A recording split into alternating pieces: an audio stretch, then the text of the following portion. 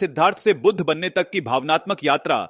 मानव इतिहास में कुछ जीवन ऐसे होते हैं जो केवल एक व्यक्ति की कहानी नहीं होते, बल्कि संपूर्ण मानवता के मार्गदर्शक बन जाते हैं। महात्मा बुद्ध का जीवन भी ऐसी ही एक विराट यात्रा है।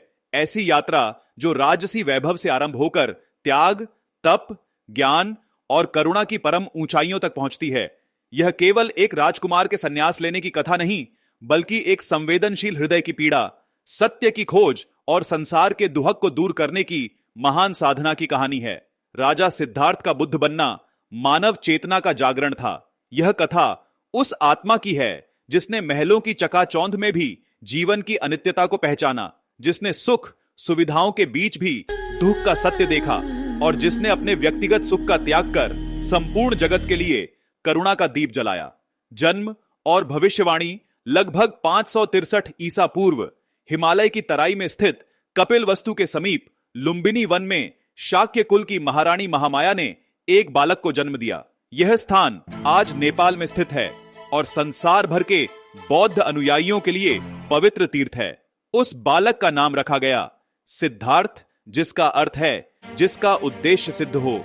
उनके पिता शुद्धोधन शाक्य गणराज्य के राजा थे। जन्म के कुछ समय बाद ही विद्वान ज्योतिषियों और आर्षियों ने बालक के भविष्य का परीक्षण किया। उन्होंने बताया कि यह बालक या तो चक्रवर्ती सम्राट बनेगा या फिर संसार को मोक्ष का मार्ग दिखाने वाला महान सन्यासी। राजा शुद्धोधन ने यह सुनकर मन ही मन निश्चय किया कि वे अपने पुत्र को हर प्रकार के दुख और कठोर वास्तविकताओं से दूर रखेंगे ताकि वह राजपाट संभाले और एक महान सम्राट बने। बाल्यकाल और राजसी जीवन सिद्धार्थ का बाल्यकाल अत्यंत वैभवपूर्ण वातावरण में बीता। महलों में संगीत, नृत्य, उत्सव और सुख सुविधाओं की कोई कमी न थी। उनके लिए 3 रथों के अनुसार अलग अलग महल बनवाए गए थे। चारों ओर सौंदर्य और आनंद का वातावरण था, किंतु राजसी जीवन के बीच भी सिद्धार्थ का मन अत्यंत संवेदनशील था। वे प्राणियों के दुहक से व्याकुल हो उठते थे।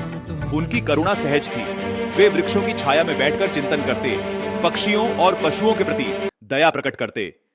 धीरे धीरे यह स्पष्ट होने लगा कि उनका मन सामान्य राजकुमारों की भांति भोग विलास में रमता नहीं। विवाह और पारिवारिक जीवन युवावस्था में उनका विवाह यशोधरा से हुआ, जो अत्यंत रूपवती और गुणी थी। कुछ समय पश्चात उनके पुत्र राहुल का जन्म हुआ। परिवार में आनंद छा गया। राजा शुद्धोधन को विश्वास था कि अब सिद्धार्थ का मन संसार में रम जाएगा, किंतु पिता बनने के बाद भी सिद्धार्थ के अंतर्मन में प्रश्नों का ज्वार थमता नहीं था। वे जीवन के अर्थ की खोज में निरंतर विचारमग्न रहते। महलों की दीवारें उन्हें संसार के वास्तविक स्वरूप से दूर रख रही थीं, परंतु सत्य को अधिक समय तक छिपाया नहीं जा सकता था। 4 दर्शनों का प्रभाव। एक दिन सिद्धार्थ रथ पर सवार होकर नगर भ्रमण को निकले। उनके सारथी छन्ना थे। राजाज्ञा थी कि राजकुमार को किसी भी प्रकार का दुखद दृश्य न दिखाया जाए, परंतु नियति को कुछ और ही स्वीकार था। पहले उन्होंने एक वृद्ध व्यक्ति को देखा, झुका हुआ शरीर, झुर्रियों से भरा चेहरा। सिद्धार्थ ने जाना कि हर जीव को वृद्धावस्था का सामना करना पड़ता है। दूसरे अवसर पर उन्होंने एक रोगी को देखा, पीड़ा से कराहता हुआ। तब उन्हें झांत हुआ कि शरीर रोगों से ग्रस्त हो सकता है। तीसरे दर्शन में उन्होंने एक वृद्ध व्यक्ति को देखा, निर्जीव, शोकाकुल परिजनों से घिरा हुआ। तब उन्होंने समझा कि मृत्यु जीवन का अनिवार्य सत्य है। चौथे दर्शन में उन्होंने एक शांत, संयमी सन्यासी को देखा, जिसके मुख पर अद्भुत संतोष था। तब उनके मन में यह विचार दृढ़ हुआ कि संसार के दुखों से मुक्ति का कोई मार्ग अवश्य है। इन 4 दर्शनों ने सिद्धार्थ के अंतर्मन को झकझोर दिया। राजमहल का वैभव उन्हें अब अस्थायी और खोखला प्रतीत होने लगा। महान त्याग। 29 वर्ष की आयु में सिद्धार्थ ने जीवन का सबसे कठिन निर्णय लिया। एक ओर वृद्ध पिता, स्नेहमयी पत्नी और नवजात पुत्र, दूसरी ओर समस्त मानवता के दुहक का समाधान खोजने की पुकार। एक रात्रि जब सारा महल निद्रा में था, सिद्धार्थ ने अंतिम बार अपने परिवार को देखा। उनके हृदय में भावनाओं का सागर उमड़ पड़ा, परंतु सत्य की खोज का संकल्प अधिक प्रबल था। वे अपने प्रिय अश्वकंथक और सारथी छन्ना के साथ महल से निकल पड़े। वन की सीमा पर पहुंचकर उन्होंने अपने केश काटे, राजसी वस्त्र त्याग दिए और सन्यासी वेश धारण कर लिया। यह घटना महाभिनिष्क्रमण के नाम से प्रसिद्ध है। उस क्षण से वे केवल सिद्धार्थ नहीं रहे, वे एक साधक बन गए। ज्ञान की खोज और कठोर तप सिद्धार्थ ने अनेक आचार्यों से शिक्षा ग्रहण की। उन्होंने आलार कालाम और उद्दक रामपुत्र जैसे गुरुओं से ध्यान की उच्च अवस्थाएं सीखी, परंतु उन्हें लगा कि यह अंतिम सत्य नहीं। तब उन्होंने अत्यंत कठोर तपस्या आरंभ की। वर्षों तक वे अन्न जल का त्याग कर तप में लीन रहे। उनका शरीर अत्यंत क्षीण हो गया, हड्डियां स्पष्ट दिखने लगीं, किंतु अत्यधिक तपस्या से भी उन्हें वह शांति नहीं मिली जिसकी वे खोज कर रहे थे। तब उन्हें यह अनुभव हुआ कि न तो भोग विलास और न ही अत्यधिक तप, दोनों ही अति हैं। सत्य का मार्ग मध्य मार्ग में है। मध्यम मार्ग की खोज उन्होंने अन्न ग्रहण करना प्रारंभ किया। यह देखकर उनके साथी तपस्वी उन्हें छोड़कर चले गए, क्योंकि उन्हें लगा कि सिद्धार्थ तपस्या से विमुख हो गए हैं। किंतु सिद्धार्थ का मन अब अधिक स्पष्ट था। वे समझ चुके थे कि शरीर साधना का साधन है, उसे नष्ट करना समाधान नहीं। उन्होंने उरुवेला वर्तमान बोधगया में एक पीपल वृक्ष के नीचे ध्यानस्थ होने का निश्चय किया। बोधि वृक्ष के नीचे ज्ञान वैशाख पूर्णिमा की रात्रि थी। सिद्धार्थ ने संकल्प लिया कि जब तक सत्य की प्राप्ति न होगी वे ध्यान से नहीं उठेंगे। गहन ध्यान में उन्हें अपने पूर्व जन्मों का ज्ञान हुआ। उन्होंने कर्म और पुनर्जन्म का चक्र समझा। उन्होंने देखा कि तृष्णा ही दुहक का मूल कारण है। प्रभात होते होते उन्हें पूर्ण ज्ञान की प्राप्ति हुई। वे अब बुद्ध थे, अर्थात जागृत। जिस वृक्ष के नीचे उन्हें ज्ञान मिला वह बोधि वृक्ष कहलाया। उस क्षण मानव इतिहास में एक नई ज्योति प्रज्वलित हुई।